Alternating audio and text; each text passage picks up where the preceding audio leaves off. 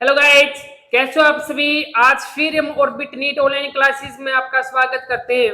आज एक नया कंटेंट क्लास 10+1 लेक्चर नंबर 19 लेकर फिर हम आपके सामने हाजिर हुए हैं।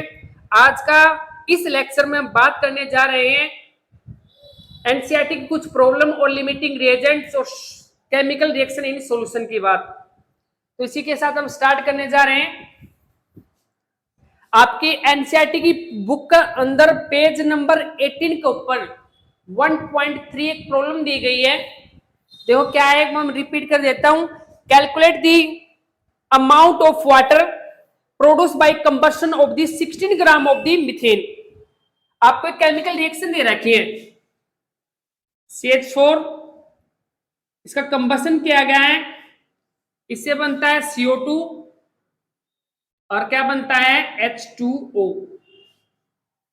यह एक केमिकल रिएक्शन दे रखे हैं, उसको बैलेंस किया गया है।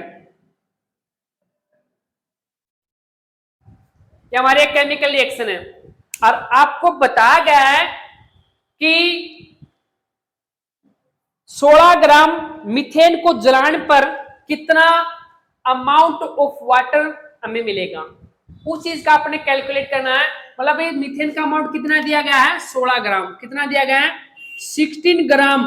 मीथेन को मैं जब कंबशन करता हूं एयर के प्रेजेंस में तो मेरे को कितना अमाउंट ऑफ वाटर प्रोड्यूस होता है रिएक्शन के दौरान, इस चीज का हमें पता लगाना है। ठीक है, हमारा मोल कंसेप्ट मेथड ये है। देखो अकॉर्डिंग टू स्टोकियोमेट्री ही चलेंगे। एक केमिकल रिएक्शन की स्टोकियोमेट्री देखो, जब हमारा इसका 1 मोल है पानी के 2 मोल बनते हैं। जब इसका नेचुरल मास कितना है 12 ग्राम, कार्बन के अंदर 4 यो मतलब 16 ग्राम। देखो यहां पर सॉल्यूशन एडिंग डालो सॉल्यूशन, तो इस केमिकल रिएक्शन से पता क्या चलता है 16 ग्राम मीथेन को, है ना, 16 ग्राम में मीथेन को, मतलब 16 ग्राम मीथेन से हमें कितना वाटर मिलता है, कितना ग्राम वाटर मिलता है भाई 16 दूनी 32 और 4 है 36 ग्राम मेरे को क्या मिलता है वाटर मिलता है। मास की फॉर्म में मैंने इसकी स्टोकियोमेट्री लिखी पहला भाई 16 ग्राम मास ऑफ द मीथेन से हमें मिलता है 36 ग्राम मास ऑफ दी वाटर। 16 दूनी 32 से 36, हाँ। तो 1 ग्राम से कितना मिलेगा हमें 1 ग्राम से कितना मिलेगा 36 डिवाइडेड बाई 16 और 16 ग्राम से अगला ना पूछ रखे हैं, तो 16 ग्राम से उसने पूछा है तो कितना मिलेगा 36 डिवाइडेड बाई 16 इंटू में 16, इससे ये कैंसिल हो गया, तो 36 ग्राम में वाटर हमें मिलता है रिएक्शन के दौरान। कितना मिलता है 36 ग्राम वाटर हमें रिएक्शन के दौरान देखने को मिलता है। ओके, तो पहला इसकी स्टोकियोमेट्री बतानी है मास की टर्म में, उसके व्यापक में इसको आसानी से कैलकुलेट कर सकते हैं। भाई देखो एक बार रिपीट कर देता हूं, आपको पता कार्बन के अंदर मास होता है 12 और 4 इसमें, एक हाइड्रोजन में 1 होता तो 4 हो गए, तो 16 ग्राम मास ऑफ दी मीथेन से बनता है भाई 16 दूरी 32 हजार 36 ग्राम मास ऑफ दी वाटर में मिलता है। 1 ग्राम से कितना बनाया 36 डिवाइडेड बाई 16 और 16 ग्राम से उसने पूछ रखा है, 16 से पूछा कितना होगा 36 डिवाइडेड बाई 16 इंटू में 16 और हमारा आंसर क्या हो जाता है 36 ग्राम H2O। नोट करो इस बात को।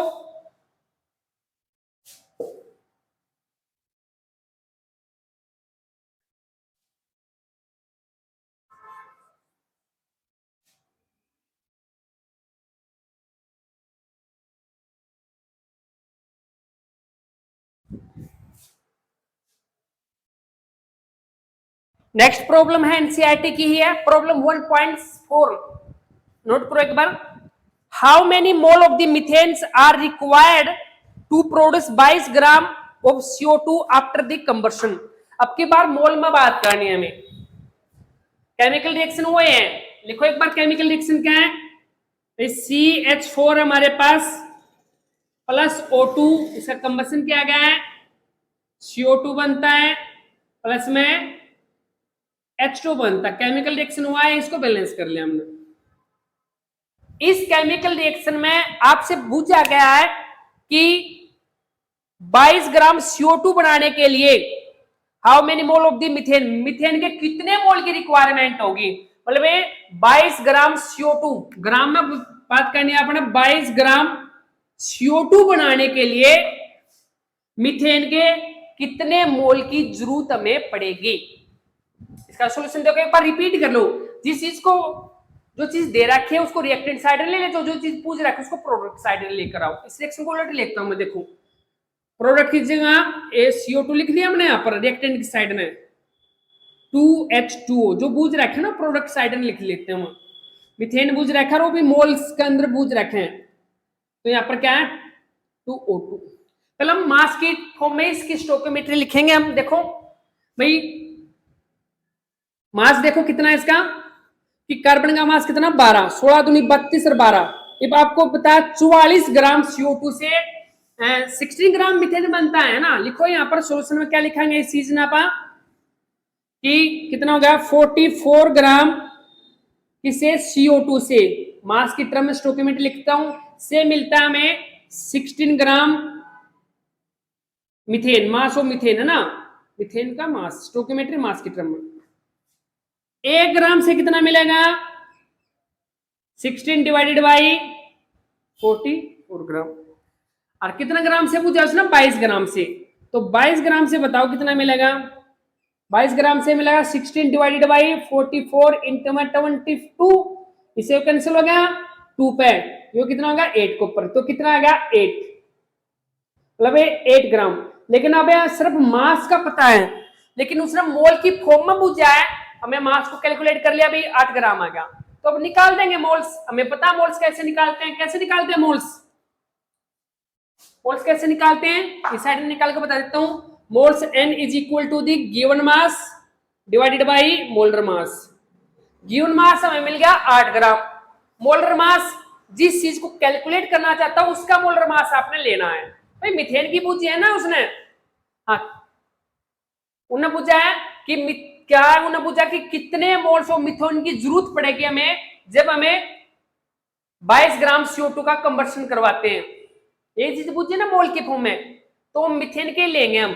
तो गिवन मास हमारा 8 आ चुके हैं, 8 divided by molar mass of the methane कितना 16 है ना, तो देखो 12 4 है 16, इसको काटो 1/2, तो कितना होगा N is equal to 0.5 moles of a methane की हमें जरूरत पड़ेगी, ये हमारा आंसर होता है। नोट करो इस बात में। देखो एक बात ध्यान रखना अपना कि जो चीज बूझ रखी है ना उसको प्रोडक्ट साइड में लिख लो।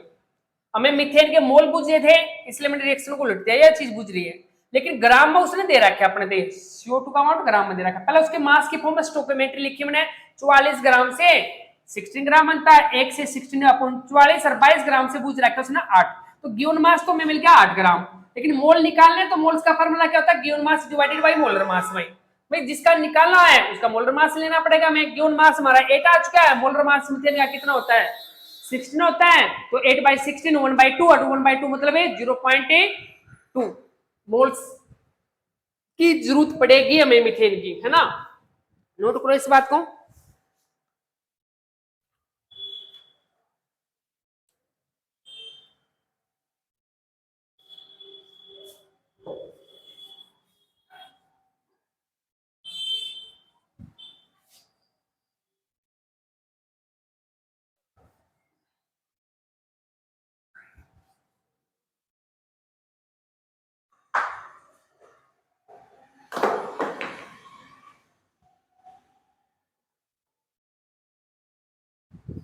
नेक्स्ट टॉपिक हमारा लिमिटिंग रिएजेंट, हेडिंग लगाओ।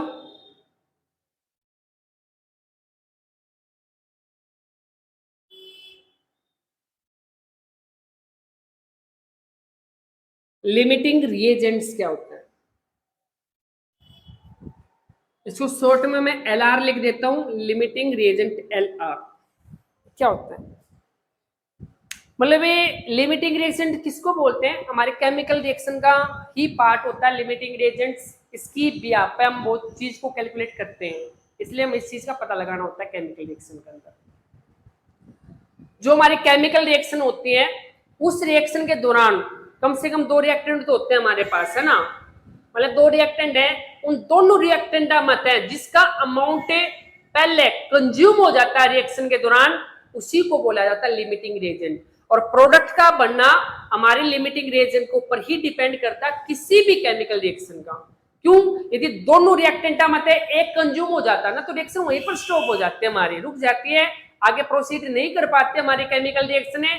इसलिए प्रोडक्ट का बनना हमारे लिमिटिंग रिएजेंट के ऊपर डिपेंड करता है। और रिएक्शन के अंदर लिमिटिंग रिएजेंट कौन सा होता है, इसी चीज का हमें पता करना होता है। ठीक है, तो एडिंग लगा दिए हैं। लिमिटिंग रिएजेंट क्या होता है? तो what is the limiting reagents? यो एक रिएक्टेंट ही होता है जो रिएक्शन के दौरान जो कंप्लीटली कंज्यूम हो जाता है, उसको क्या बोला जाता है? लिमिटिंग रिएजेंट के नाम से हम उस चीज को क्या होता है जानता है। तो नोट करो, the reactant which is completely consumed in A reaction, the reactant which is completely consumed in a reaction are called the limiting reagents। जो कंज्यूम हो जाता है रिएक्शन के दौरान उसको लिमिटिंग रिएजेंट्स बोलते हैं, और जो बचा रह जाता है हमारी केमिकल रिएक्शन में उसको बोला जाता है नॉन लिमिटिंग रिएजेंट्स। एक एग्जांपल लेता हूं मैं जर्नल, देखो यहां पर मतलब केमिकल रिएक्शन है 2A प्लस में B, इससे हमारा कोई भी प्रोडक्ट बनता है, कोई प्रोडक्ट बनता है, और मोल की फॉर्म में इसकी स्टोकियोमेट्री क्या बोलती है? मोल की फॉर्म में इसकी स्टोकियोमेट्री बोलते हैं। मान लो इसको भी मैंने 10 ग्राम ले लिया और इसको कितना ले लिया मैंने 10 ग्राम ले लिया, ठीक है, दोनों की इक्वल मान लिया। देखो मोल क्या बोलता है, जिस टाइम हमारे ए के 2 मोल कंज्यूम होते हैं उसी टाइम बी का 1 मोल कंज्यूम होता है प्रोडक्ट बनाने के लिए। ये भी 10 ले रखा है, जिस टाइम इसके 2 कंज्यूम होंगे उस टाइम इसका 1 कंज्यूम होना रहा है, तो पहला कौन कंज्यूम हो जाएगा केमिकल रिएक्शन में? यू खर्च हो जाएगा हमारा। तो केमिकल रिएक्शन में जो चीज पहला कंज्यूम हो जाती है उसी को बोलते हैं लिमिटिंग रिएजेंट। और प्रोडक्ट का बनना हमारी केमिकल रिएक्शन का अंदर प्रोडक्ट का बनना लिमिटिंग रिएजेंट को पर ही डिपेंड करता है। और किसी भी केमिकल रिएक्शन के अंदर लिमिटिंग रिएजेंट को कैसे ढूंढते हैं हम, उसके लिए एक शॉर्ट ट्रिक है हमारे पास, इसको नोट करना एक बार। देखो क्या बताता हूं मैं आपने, देखो यहाँ पर लिमिटिंग रिएजेंट्स क्या होगा, और प्रोडक्ट का बनना लिमिटिंग रिएजेंट के ऊपर ही डिपेंड करता है। यदि दोनों रिएक्टेंट में है, एक रिएक्टेंट केमिकल रिएक्शन में जो पहला कंज्यूम हो चुका है तो रिएक्शन वहीं पर स्टॉप होगी, रिएक्शन आगे प्रोसीड नहीं करेगी, तो प्रोडक्ट का बनना हमारी लिमिटिंग रिएजेंट के ऊपर ही डिपेंड करता है। या बार बार मैं आपको बता चुका हूं। तो लिमिटिंग रिएजेंट कैसे फाइंड आउट किया जाता है? Limiting reagent is equal to the number of the moles divided by stoichiometry coefficient, number of the moles divided by coefficient, stoichiometric coefficient.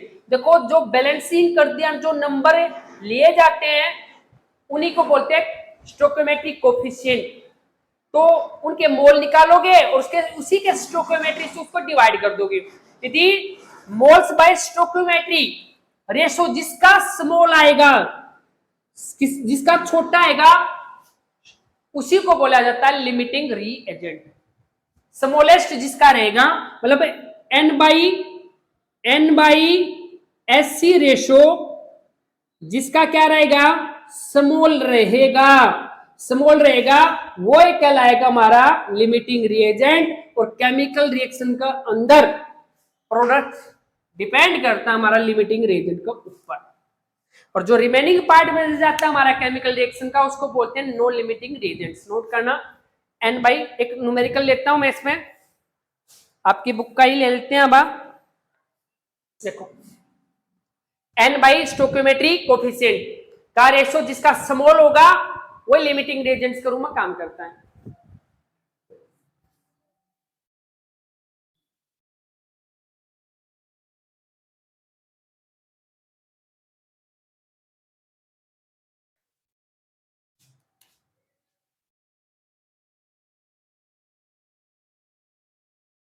Limiting देखो आपके एनसीईआरटी की बुक में लिखा गया है, पेज नंबर बता देता हूं, पेज नंबर 19 के ऊपर प्रॉब्लम नंबर 1.5 है। क्या लिखा गया मैं पढ़ देता हूं एक बार, कि 50 kg of nitrogen gas and 10 kg of the hydrogen gas are mix to produce the ammonia, NH3 बना लेता है, मैंने NH3 गैस बनती है। Calculate the NH3 formed, NH3 कितना बनता है और आइडेंटिफाइड द लिमिटिंग रिएजेंट्स। दो चीज पूछी है, एक रिएक्शन दी गई है, यहां पर नोट करना कि H2 प्लस में N2 से मिलकर आपका NH3 बनता है, तीनों गैस है, इसको बैलेंस करो, तो तीन छह तीन बैलेंस। या हमारे केमिकल रिएक्शन दी गई है और इस केमिकल रिएक्शन में बताया गया है कि जो नाइट्रोजन है वो हमारा है 50 kg किलोग्राम में दिया गया है और हाइड्रोजन कितना है 10 kg। तो आपने इस केमिकल रिएक्शन में दो चीज फाइंड आउट करनी है, पहली लिमिटिंग रिएजेंट कौन सा है, दूसरी फॉर्मेशन ऑफ अमोनिया कि अमोनिया कितना बनता है, फॉर्मेशन ऑफ ए NH3 कि रिएक्शन के दौरान NH3 कितना बनता है, दो चीज आपने फाइंड आउट करनी है। जैसे हमें लिमिटिंग रिएजेंट मिल जाए, हमें NH3 की फॉर्मेशन कितनी होती है रिएक्शन के दौरान, उस चीज को आसानी से कैलकुलेट कर सकते हैं। देखो कैसे करते हैं सॉल्यूशन इसका, इसको ग्राम में बदल लो, 1000 से गुणा कर दें तो कितना हो जाएगा, 10,000 ग्राम, तो कितना हो जाएगा 50,000 ग्राम। हमें लिमिटिंग रिएजेंट फाइंड आउट करना है, तो लिमिटिंग रिएजेंट फाइंड आउट करने के लिए फॉर्मूला क्या होता है, n by its stoichiometric coefficients. पहला मोल निकालो आप, मोल किसके निकालेंगे हम, पहला हाइड्रोजन के निकाल लेते, फिर उसके बाद निकाल लेंगे मोल्स ऑफ हाइड्रोजन, हाइड्रोजन के मोल्स बताओ। फॉर्मूला क्या है, given mass divided by molar mass. Given मास कितना दिया गया है 10,000, मोलर मास कितना है 16, इसको कैंसिल मतलब काटो इस चीज ने, मतलब 6 कम 6 लगभग 1 6 कम 6, अच्छा लगभग इसको सोल्व आउट करोगे तो आपको आंसर मिलेगा 666 पॉइंट समथिंग आ जाएगा, लगभग 6 आता है। ये सिर्फ मोल आए बेटा, सिर्फ मोल निकालने हमें, लेकिन हमें LR का पता करना तो n बाई स्टोइकियोमेट्री लिखना पड़ेगा, तो इसके लिए क्या लिखेंगे, n बाई s के रेशियो निकाल लेते हैं, n बाई SC। n कितना है, मोल्स कितना है 1666 divided by 6 divided by stoichiometry ratio कितना है इसका, स्टोइकियोमेट्री कोएफिशिएंट कितना है इसका 3 है ना, 3 है।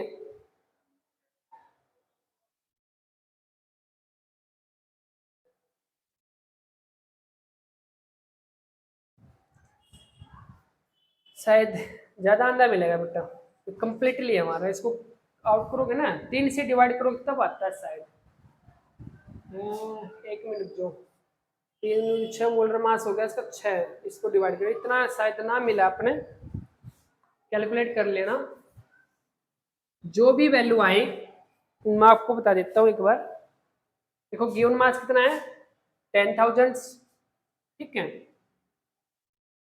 और मोलर मास कितना है 3 6 6, इसको काट लेना, जो आएगा ना वो मोल्स की संख्या आ जाएगी, मोल निकल जाओगे। और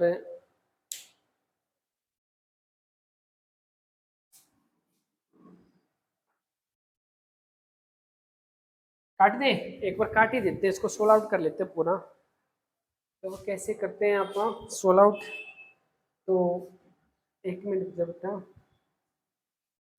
6 कम 6, 1 मिनट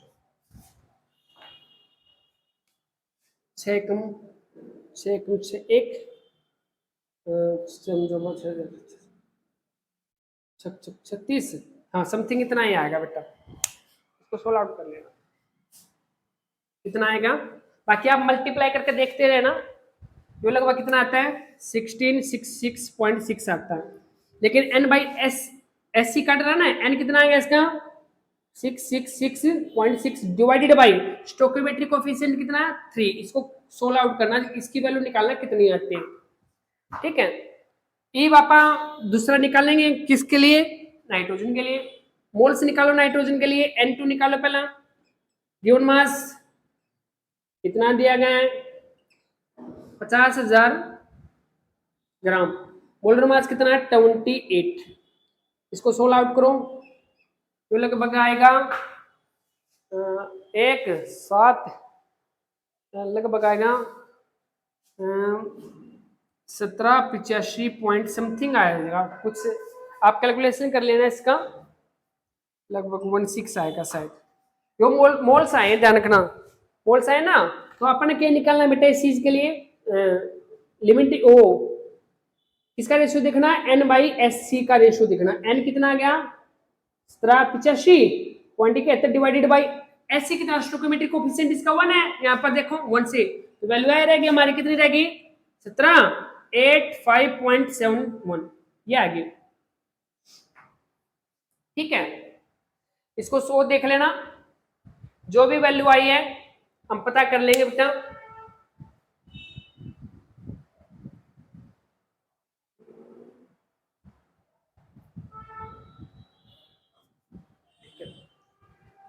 देखो जो भी वैल्यू आएगी ना हाइड्रोजन की कम देखने को मिलेगी आपने, मतलब ये एन बाई एस का रेशो हाइड्रोजन का कम होगा, निकाल के देख लेना, कैलकुलेशन करना, काफी बड़ी कैलकुलेशन है इसलिए मैं बोर्ड पर नहीं कर सकता इस चीज को, आप कर लेना आराम से। तो हाइड्रोजन की कम देखने को मिलेगी, और जिसका N by H C ratio जिसका कम होता है उसी को हम क्या बोलते हैं, लिमिटिंग रिएजेंट्स बोलते हैं ना, वो लिमिटिंग रिएजेंट है। तो इस केमिकल रिएक्शन में लिमिटिंग रिएजेंट हमारा हाइड्रोजन, इसको एक बार लिख रहा, हाइड्रोजन में लिमिटिंग रिएजेंट्स के रूप में मिल चुके हैं। तो हमारा प्रोडक्ट का बनना किसके ऊपर डिपेंड करता है, लिमिटिंग रिएजेंट के ऊपर ही तो डिपेंड करता है। ये भी यहाँ पर हमारा नाइट्रोजन का कोई भी यूज नहीं है, क्योंकि आपको पता है इसका बनना ये कितना था ग्राम, किसके ऊपर डिपेंड करता है, यो लिमिटिंग रिएजेंट है तो अमोनिया का बनना हाइड्रोजन के ऊपर डिपेंड करता है। इफ हमें स्टोइकोमेट्री लगाएंगे यहाँ पर मास की फॉर्म में, देख लो आप 6 ग्राम से कितना अमोनिया बनता है, 14 दूनी 28 और 3 दूनी 6, 28 और 6 कितना हो गया 34, 34 ग्राम है ना। 1 ग्राम से कितना बनेगा बेटा 34 डिवाइडेड बाई 6, और कितना ग्राम से कितना ग्राम दिया गया है 10,000 ग्राम, इंटू में कितना हो जाएगा यू 34 डिवाइडेड बाई 6 इंटू में 10,000। ओके, ग्राम में आएगा ध्यान रखना, इसको किलोग्राम में बदलना तो 1000 से इसको डिवाइड कर लेना, और जब इसको 16 आउट करोगे लगभग इसका आंसर आपने हमें 56 पॉइंट समथिंग देखने को मिलेगा। ठीक है, 56 पॉइंट समथिंग देखने को मिलेगा, 56 पॉइंट से 1 kg ऑफ NH3 हमें देखने को मिलेगा। देख लेना, 16 आउट कर लेना इस चीज को, आपका आंसर करेक्ट निकल कर आएगा। 1000 से क्यों डिवाइड किया, मैंने इसको केजी के अंदर कन्वर्ट कर दिया इस चीज को। ठीक है, तो 16 आउट करना। अब भी किसी स्टूडेंट को नहीं समझ में आया तो कमेंट बॉक्स में लिख देना, मैं उस चीज का दोबारा वीडियो को अपलोड कर देंगे आपके लिए, तो नोट करो इस चीज को। और लास्ट टॉपिक की तरफ हम पढ़ते हैं, रिएक्शन इन सॉल्यूशन।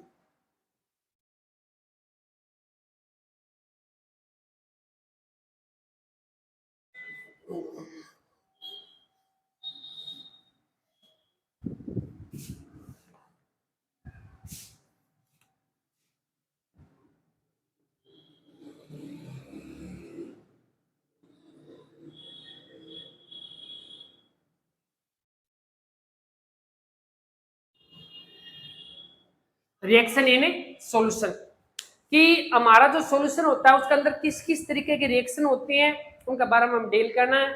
आपको पता है सॉल्यूशन क्या होता है, दुनिया में हम पूरे सराउंडिंग के अंदर सॉल्यूशन से घिरे हुए होते हैं।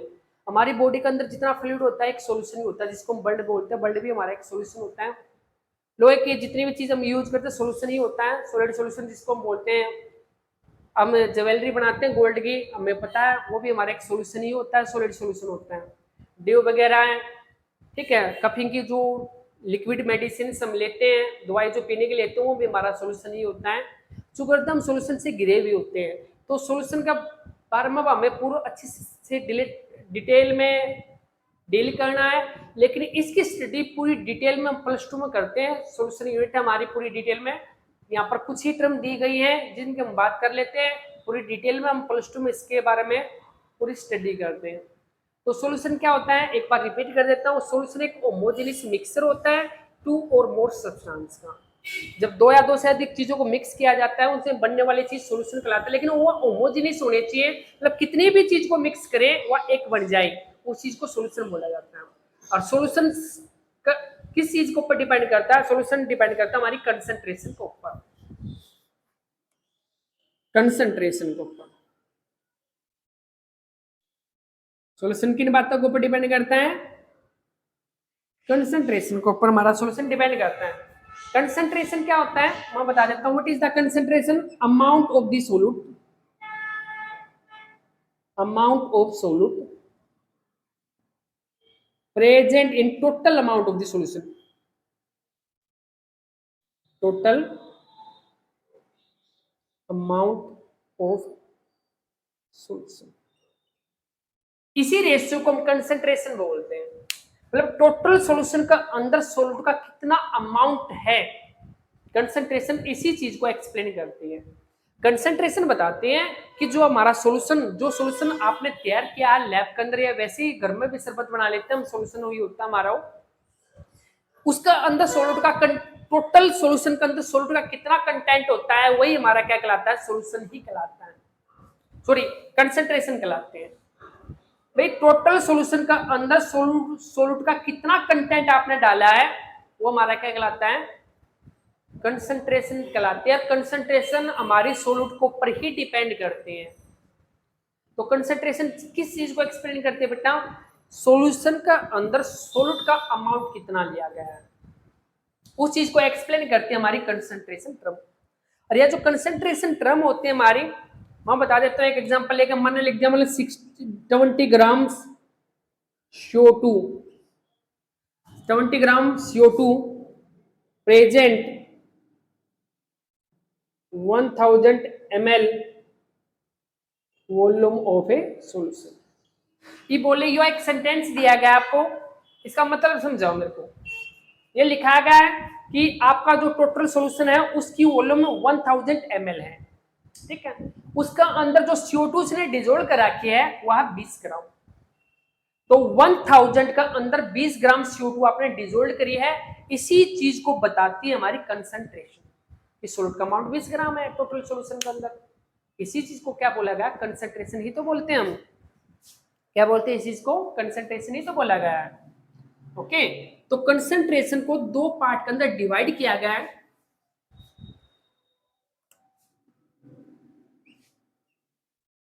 कंसंट्रेशन को दो पार्ट के अंदर डिवाइड किया गया है। एक होता है क्वालिटेटिव तरीका, क्वालिटेटिव, और दूसरा होता है हमारा क्वांटिटेटिव।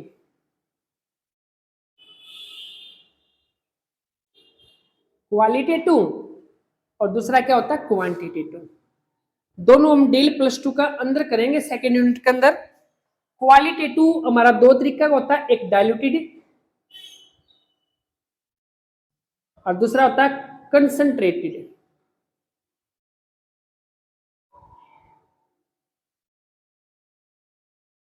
सॉल्यूशन। और जो क्वांटिटेटिव तरीका है वो कई टाइप का होता है। हमारे पास बोल लेता हूं मास परसेंटेज हो गया, ठीक है, इसको वेट बाय वेट परसेंटेज भी बोलते हैं आप। वेट बाय वॉल्यूम परसेंटेज है, वॉल्यूम बाय वॉल्यूम परसेंटेज है, मोलेरिटी है। दिखाई दे रहा है ना? नहीं दिखाई दे रहा? कोई नहीं। मोलेरिटी है, ऊपर लिख देता हूं मैं, मोलेलिटी है, मोल फ्रैक्शन है, नॉर्मेलिटी है, फॉर्मेलिटी है।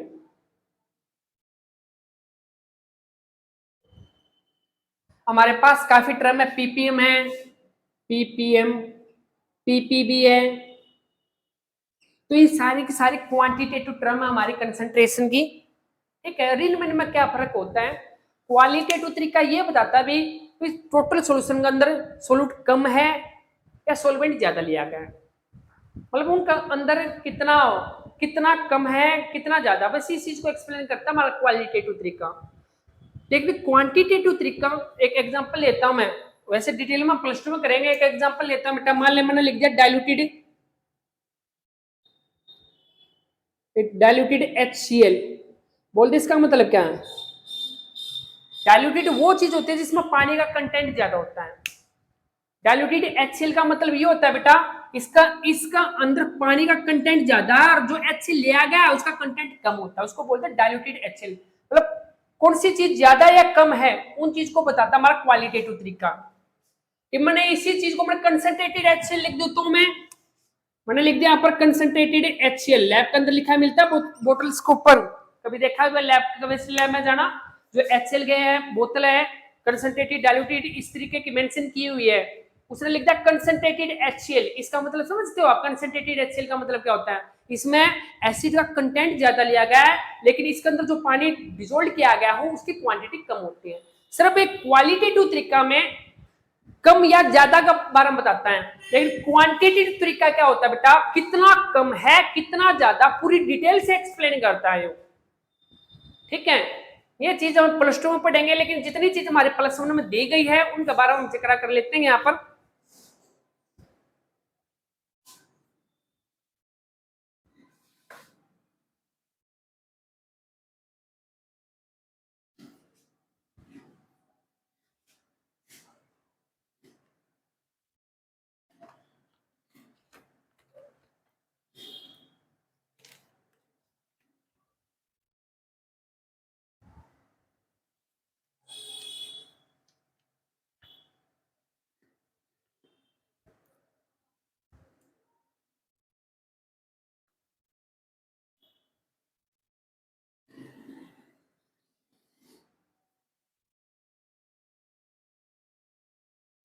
पहला दिया बेटा मास परसेंटेज क्या होता है,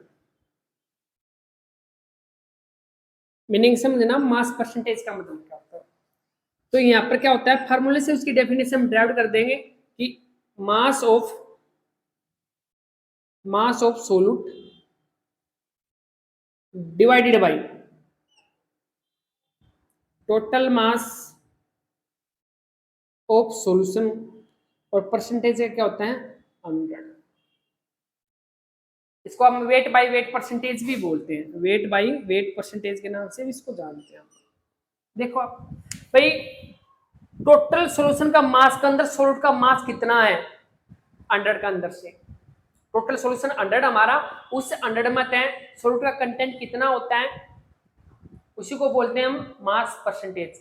मास परसेंटेज निकालनी है, जिसका मास निकाला उसको ऊपर टोटल के मास को निकाल लें। मान ले एक एग्जांपल लेता हूं, मान ले मेरे पास दो कंपोनेंट है ए और बी है, जो आपको 60 ग्राम डिजोल्व करा गया है और यो आपको 40 ग्राम लिया गया, कितना भी ले सकते हैं आपकी मर्जी है। ये बोले ए की मास परसेंटेज निकालो आप, तो मैं पता है का अमाउंट कितना दिया है 60 ग्राम, टोटल मास कितना होगा 40% कितना कितना होगा 100 इंटू 100 कितना आ गया हो 60 ग्राम। इस तरीके से आप सोल्व आउट कर सकते हो। ठीक है, दूसरा बेटा बी का मास परसेंटेज निकालना है, बी का ऊपर कंटेंट टोटल नीचे 100 है, यो कितना होगा 100 कितना आ गया 40 ग्राम। तो मास परसेंटेज कैसे निकालते हैं अब, जिसका मास निकालना उसका ऊपर टोटल सॉल्यूशन का मास नीचे इनटू में मल्टीप्लाई बाय दी 100, इसको बोलते हैं अब मास परसेंटेज। ठीक है, मतलब amount of the solute dissolve in 100 gram of a solution, amount of the solute dissolved in 100 gram of a solution are called the mass percentage.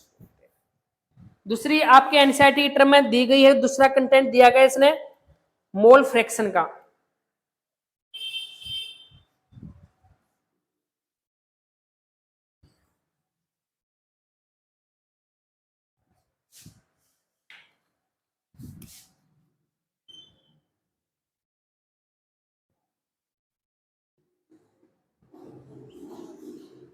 Mole fraction क्या होता है, मोल फ्रैक्शन को हमें x के द्वारा डिनोट करते हैं, इस बात को नोट कर लेना। What is the mole fraction, mole fraction is equal to the moles of one components, moles of a one component divided by mole of a whole component.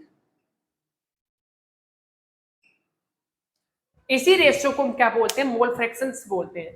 मतलब ये मोल्स ऑफ वन कंपोनेंट, जिस component के moles आपने निकालने उसको ऊपर रखना, total mole से डिवाइड कर देना है, तो मोल फ्रैक्शन हमारा निकल कर आ जाता है।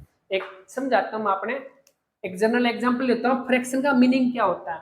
यहाँ पर मोल का फ्रैक्शन निकालते हो तो वो do mean by the fraction. Fraction का मीनिंग क्या होता है? यहाँ पर देखो, मान ली मेरे पास एप्पल है, 30 एप्पल है मेरे पास, ध्यान देना, और बनाना ले लेता हूँ मैं 40। एप्पल कितने हैं मेरे पास? 30, और बनाना कितने मेरे पास? 40। टोटल फ्रूट बताओ मेरे पास कितने हैं? टोटल फ्रूट हो गए 70, है ना। इफ इसको मैं दो तरीके से बोल सकता हूँ, एक्स बोल सकता हूँ टोटल फ्रूट मेरे पास 70 है, उस 70 मतलब 30 तो मेरे पास एप्पल है और 40 मेरे पास क्या? बनाना। एक इस चीज को मैं फ्रैक्शन में भी बोल सकता हूँ। फ्रैक्शन कैसे? जिसका निकालना उसको ऊपर, मतलब कितना? 30। एप्पल की बात करना, 30 डिवाइडेड बाई 70 कितना आ गया? 3/7।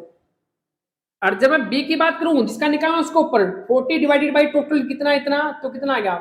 4/7। ये फ्रैक्शन वैल्यू है।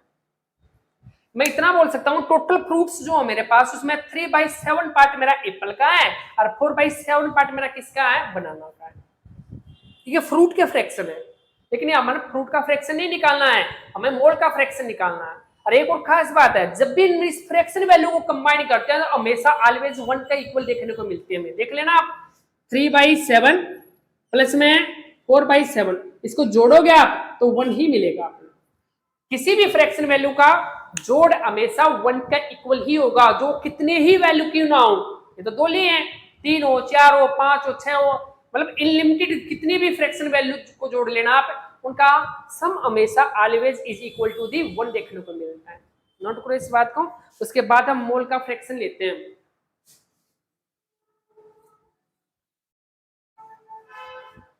मैं मान लेता हूं, let us consider two component, मैंने दो कंपोनेंटों को कंसीडर कर लिया, component A and component B. मतलब number of moles of A component and A मान लेता हूं मैं, number of B components, number of moles of B component and B मान लिया मैंने। ध्यान देना, मैंने दो कंपोनेंट ले लिए, एक ए दूसरा बी। मैंने ए के नंबर ऑफ मोल मान लिए एन ए, बी के नंबर ऑफ मोल मान लिए एन बी। मेरे को मोल फ्रैक्शन निकालना है, मेरे को मोल फ्रैक्शन निकालना ए कंपोनेंट का, जिसके मोल फ्रैक्शन निकालना उसके मोल ऊपर रखना है मैंने। तो एन ए टोटल मोल्स कितने हैं? एन ए प्लस में n B, that is the mole fraction of the A component. B का निकालना मेरे को, x B is equal to the, x B is equal to the n B divided by n A plus में n B. ठीक है, mole fraction निकाल चुके हूं मैं, ए का भी और बी का भी। और मैंने की थोड़ी देर पहले आपको एक बात कही थी, मोल फ्रैक्शन वैल्यू यदि मैं कंबाइन करता तो हमेशा 1 का इक्वल देखने को मिलता है। यदि मैं एक्स ए प्लस में एक्स बी को कंबाइन करूंगा, वो ऑलवेज 1 देखने को मिलेगा। एक की वैल्यू निकालो, दूसरी वैल्यू को एक मत माइनस कर देना न्यूमेरिकल पोर्शन के अंदर, वो दूसरे की वैल्यू निकल कर आ जाएगी। हमारे पास जब एक्स बी की वैल्यू दी है मेरे को, तो एक्स ए की वैल्यू निकाल लूंगा, तो 1 माइनस में एक्स बी हो जाएगा। देख लो आप इस साइड में जाके, जब मेरे को एक्स बी की वैल्यू चाहिए तो कितना होगा? 1 माइनस में एक्स ए हो जाएगा। यदि हमें एक कंपोनेंट की वैल्यू पता चल जाए, दूसरे के कंपोनेंट की वैल्यू को हम फाइंड आउट कर सकते हैं, एक मत ही माइनस करना है। नोट करना है इस बात को। हाँ, मोल फ्रैक्शन एक यूनिटलेस मेथड, इसकी कोई यूनिट नहीं होती, क्योंकि ऊपर भी मोल्स होते हैं नीचे भी मोल होते हैं, मोल तो मोल कैंसिल हो जाता है। यूनिटलेस मेथड हमारा।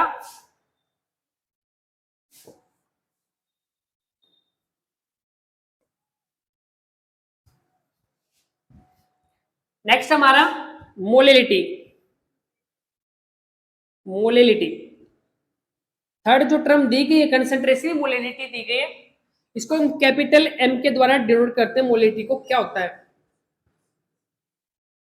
Moles of a solute, solute के moles divided by volume of solution, volume of a solution. Litre में दे रखा है तो ठीक है, यदि ml में दे देते हैं तो 1000 से क्या कर देते हैं अपन? मल्टीप्लाई करके लिख देते हैं। दैट इज द मोलिलिटी, इसको मोलिलिटी बोलते हैं। मतलब 1000 ml का अंदर सोल्यूट के कितने मोल डिसॉल्व होते हैं, उसकी मोलिलिटी कहलाती है। Number of moles of the solutes present in 1000 ml of the solution, वह उसकी क्या कहलाती है? मोलिलिटी। ठीक है, मोल से निकालने में आते हैं। वॉल्यूम यहाँ पर दी गई है सॉल्यूशन की, तो इसका जनरलाइज फार्मूला बना दूं मैं एक यहाँ से। मोल्स कैसे निकालते हैं, given mass divided by molar mass into में 1000 divided by volume in ml। Generalise formula है, किसी भी न्यूमेरिकल का अंदर डार्क इस फार्मूला को पुट करना जब भी किसी चीज की मोलिटी निकालनी पड़ जाए, तो आप moles divided by volume, litre में देना तो 1000 से मल्टीप्लाई मत करना, ओके। वॉल्यूम है टेम्परेचर के ऊपर डिपेंडेंट करती है, ध्यान रखना। जिस भी कंसेंट्रेशन टर्म का नीचे ऊपर वॉल्यूम देखने को मिलते हैं, वो कंसेंट्रेशन टर्म हमारी टेम्परेचर के ऊपर डिपेंड करती है। जहां पर हमें वॉल्यूम देखने को नहीं मिलती, वेट देखने को मिलता है, मास देखने को मिलता है, तो वो टेम्परेचर के ऊपर डिपेंड नहीं करते, क्योंकि वेट इंडिपेंडेंट क्वांटिटी है, टेम्परेचर के ऊपर डिपेंड नहीं करता हमारा वेट।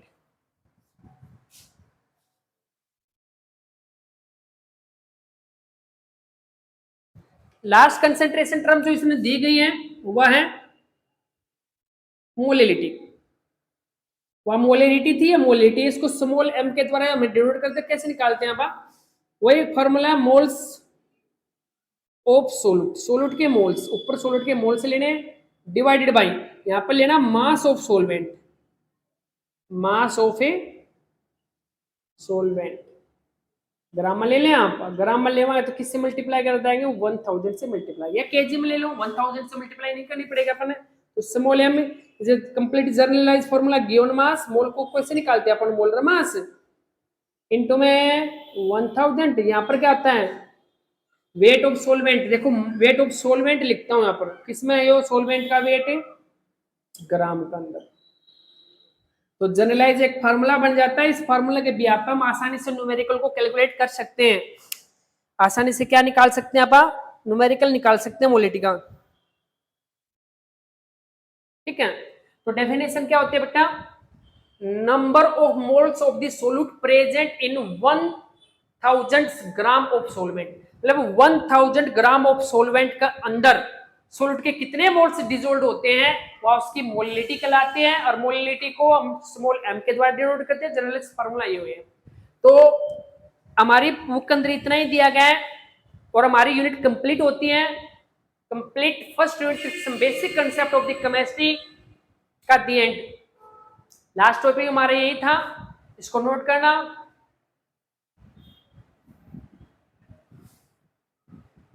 करो एक बार नोट।